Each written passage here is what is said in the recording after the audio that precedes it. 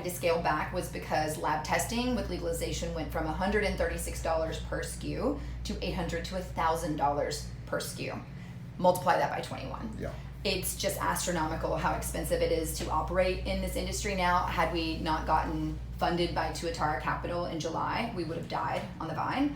A lot of the industry has. I had to raise $500,000 just between October and July to stay alive because we were having so many issues with manufacturing and with the white labeling issues that BCC threw out into the ether, which started freaking everyone out, and everyone started being scared and running for the hills.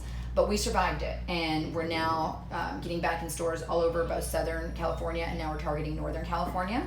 And we're hoping to have our medicine in every legal shop across the country by year's end. That's the goal. How do the tincture, and it's all tinctures, right? It is. We do have some syringes. They're not as big of sellers, but we do have some 1 gram syringes. The syringes are still oral, right? It's the oral, It's all oral. You pull it out like a little rice piece and put it on your tongue. It's just really difficult to dose that way. I don't recommend it for patients. I think that some adults may use it for dabbing because our oil is so clean and rich in cannabinoids and terpenes. Some people dab therapeutically, and that's you don't want to be smoking oil that has MCT in it. That's terrible. Who are most of your customers? Children, people with cancer? Yeah, cancer, autism, and epilepsy are our big 3. We have a huge population of Parkinson's patients in Orange County that are seeing incredible success.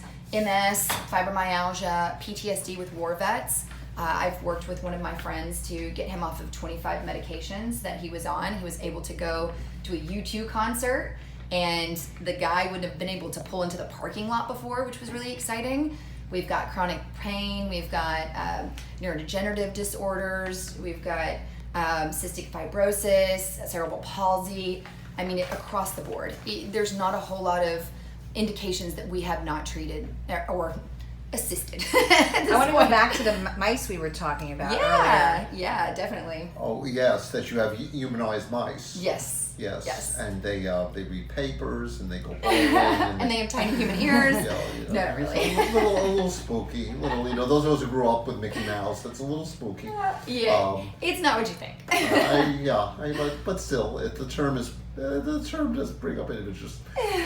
Of the 11, how do they differ one from the other? So they differ in potency and terpene profiles. So we have THC, CBD, CBDA, and THCA, and we also have a 1-to-1. The lower potencies are 20-to-1. The higher potencies are, sometimes in upwards of 200-to-1. Super high CBD with next to no THC, super high THC with a little bit of CBD. So that's the suite offering right now. How do you know what you need? That's why you talk to a nurse. Okay. All the profiles that we've designed, our terpenes are the same batch after batch after batch, and we work as hard as we can to get the exact same strain type or profile batch after batch after batch. Cannabis is not a homogeneous plant. It is not the same from one harvest to the next. If the soil, the light, the water, or any of the conditions change whatsoever, it can genetically modify that plant to be a little bit different than what it was the harvest before. That's why when you get Blue Dream from one grower, it's not going to be the same profile as Blue Dream from another grower. But we work with the same farmers, get the same strains as close as we can get them to, but the terpenes never change. And we're finding the same therapeutic value from patient to patient. The fluctuation that we've seen in the strain changes has been predominantly in autism. We've got a protocol that we love working with autism patients, ASD and ADD, and also ODD, which is oppositional defiance disorder. And we've found a lot of success. So oppositional defiance disorder. I'm familiar with that. Yeah. They're very defiant children, bad tempers. They don't want to listen to anything. You tell them to do one thing, they do the opposite. You're defining Congress in our government. Yes, and politics as a whole. Absolutely. But there's children now who have opposition defiance disorder. It's a real thing. Yeah, absolutely. Also quite a few of the marriages I know. What's really exciting though is that we're bringing in a head of R&D right now. I believe I found the person that I want to hire. We intend on expanding that line as we grow and as we are bringing in more revenue. We're working on international expansion right now. We're already licensed in Australia and Canada. We're working to close Europe as we speak. And we will be in Brazil at some point, as well as Peru and Mexico are probably the two that will come after that. And then we're also looking at national distribution for CannaKids as well. We're talking to several different groups who want to bring our products across the country, and we will be rolling out a nationwide hemp line. Are any of your products CBD only? The hemp line will be. Okay, because that can be carried pretty much anywhere, am I correct? Absolutely, and we are hopeful to be bringing in a group of investors that can get us literally into every Kroger and CVS across the country. Just plug us right in. When you see a display in CVS for CBD, you go, boy, that's changed. Yeah, it's exciting. That's a different world. It is. But I mean, let's say, you know, to pull something out of the blue, my problem is anxiety. Yes. So I tell the nurse I've got anxiety, and she just like, there's just, well, anxiety 31. That works pretty well for anxiety. How does she know? How does she know? Because they've been using our medicine to treat dose patients. It's so hard to stop using that word. Okay. They've been using our medicine to assist these patients for years. So they know how can our see.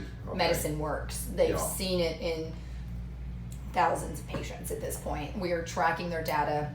We're looking at the variations from one patient to another. And sometimes it's trial and error. You're not always going to get it right the first time, just like with modern medicine.